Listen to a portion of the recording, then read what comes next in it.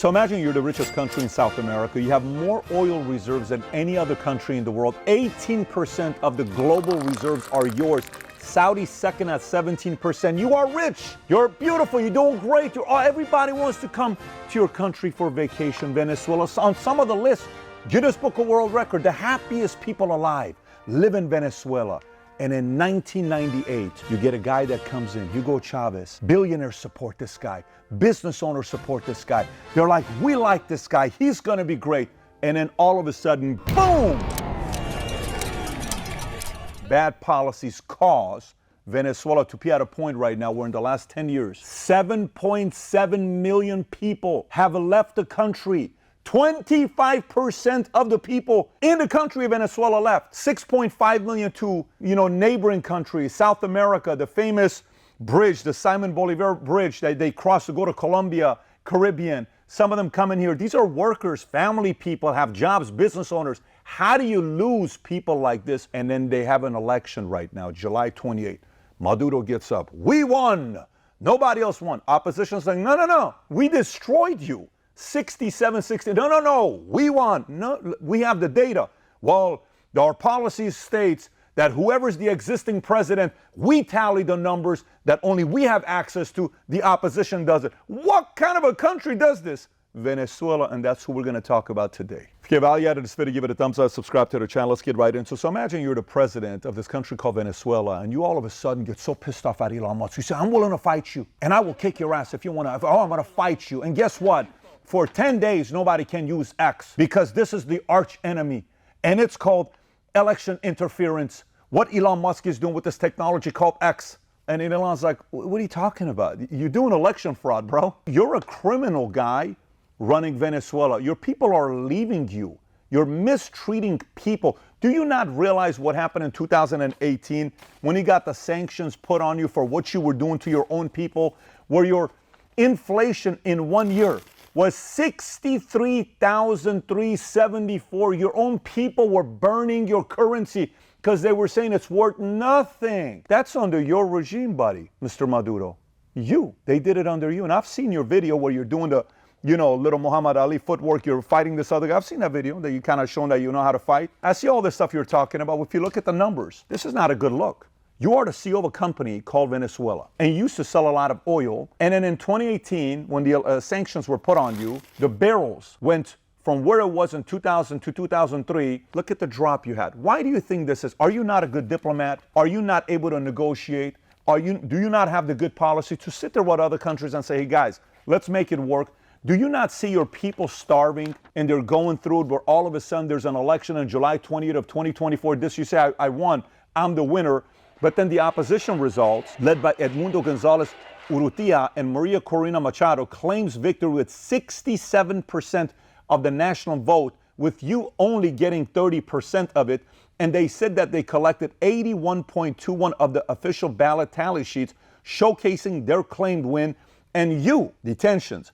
183 opposition members were detained from January 1st to July 28th. Exiled voters, only 69,000 of the 6.5 million eligible voters were living abroad, so you can't say like there was any kind of an election fraud taking place. Meanwhile, 6 people were killed. More than 130 people were arbitrarily detained during post-election protests. And then this is the tally that everybody sees, that you show everybody. No, I won, 51.2%. According to the Consejo Nacional Electoral, the CNE, which you have access to, the rest of the people don't. But according to Plataforma Unitaria Democrática, 67% to 30%.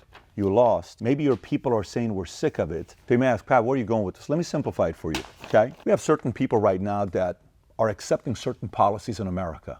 Well, what's wrong with Kamala Harris's policies? $4.1 trillion. She wants to tax people with, unrealized capital gains. It's just going to affect the people that have $100 million plus, 25%. It's not a big deal. I mean, these people can afford it. You know what I'm saying? Like, we can just tax these guys. What's wrong with that? I'm not going to be affected by, am I, Kamala? I'm not going, she doesn't think. She tells me I'm not going to be, I should believe it, right? That's exactly what many of the elites and average people in Venezuela believed in Hugo Chavez. This is a good guy.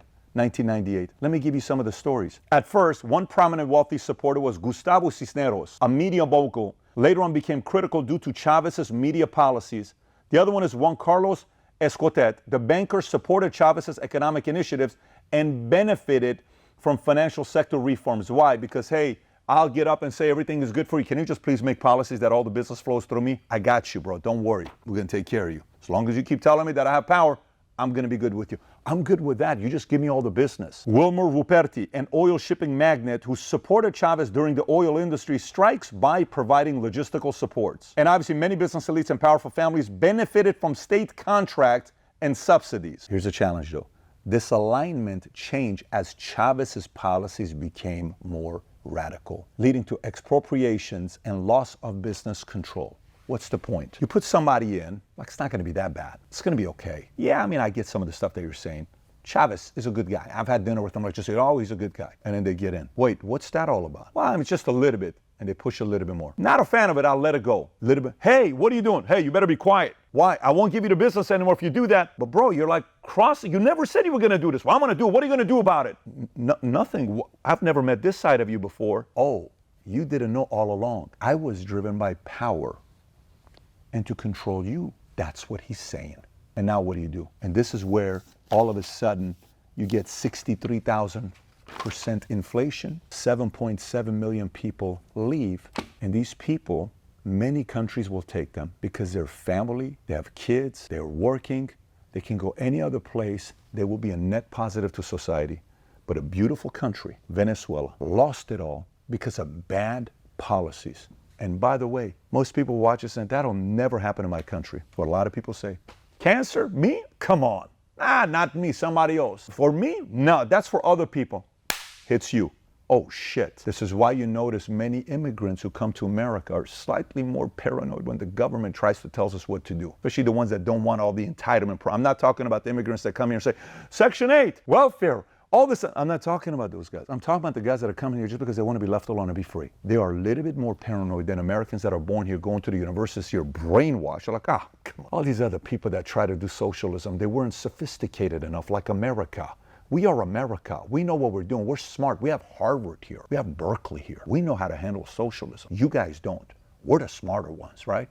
And then boom, more taxes, more taxes, more taxes, more taxes, more taxes, more regulation, more regulation, more regulation, more regulation. And then you feel like this. You can't breathe.